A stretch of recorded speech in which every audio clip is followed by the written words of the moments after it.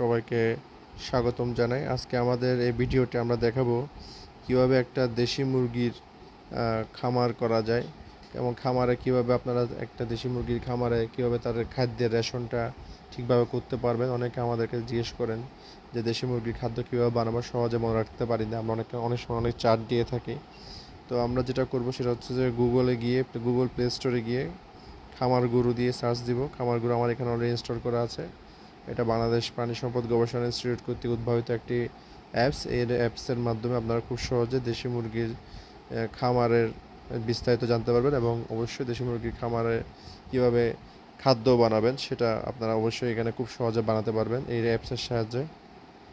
আমার এখানে আগে থেকে ইনস্টল করা আছে, আমি ওপেন করে নিচ্ছি। ওপেন করার পর আপনারা দেখতে পাচ্ছেন দেশি মুরগি পালন।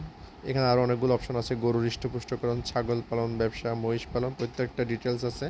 ডিটেলসে আছে, আমি দেশি মুরগি নিয়ে বলছি। দেশি মুরগি পালনে গিয়ে আপনি যদি এখানে ক্লিক করেন, আপনি দেখতে পাচ্ছেন এখানে অনেকগুলো অপশন আছে কীভাবে বাচ্চা সংগ্রহ, পরিবহন, বাচ্চা পালনের করণীয়।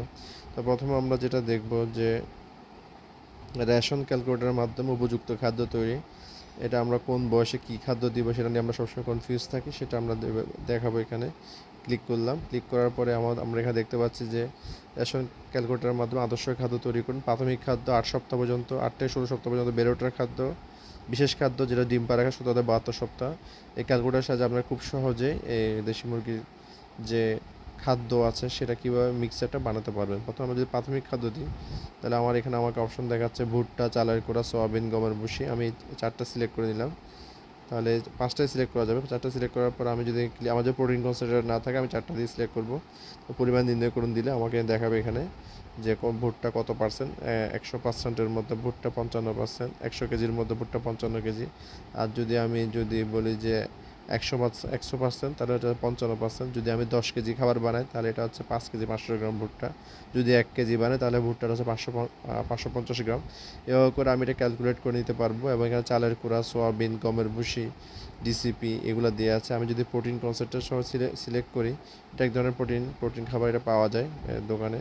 তখন কিন্তু আমাকে এরকম আমি যদি পরিমাণ নির্ণয় করে দিই, তখন আমাকে কিন্তু এটা এভাবে শো করবে। এবং আমি এই মিক্সচারটা বানালে এটা একটা ব্যালেন্স রেশন। এখানে কতটুকু প্রোটিন আছে, কতটুকু বিভাগীয় শক্তি আছে, সব কিন্তু এখানে শো করছে।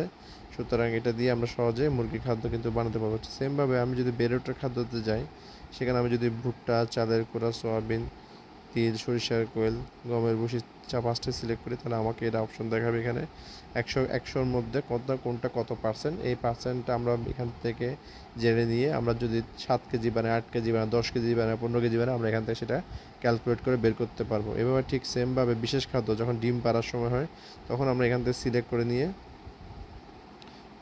আমাদের যদি প্রোটিন কনসেন্ট্রেট থাকে, না থাকলে সমস্যা নেই, আমরা পরিমাণ নির্ণয় করবো। এই পরিমাণের মধ্যে ভুট্টা কত পার্সেন্ট, চালের কুড়া কত পার্সেন্ট, যেমন ভুট্টা 54%।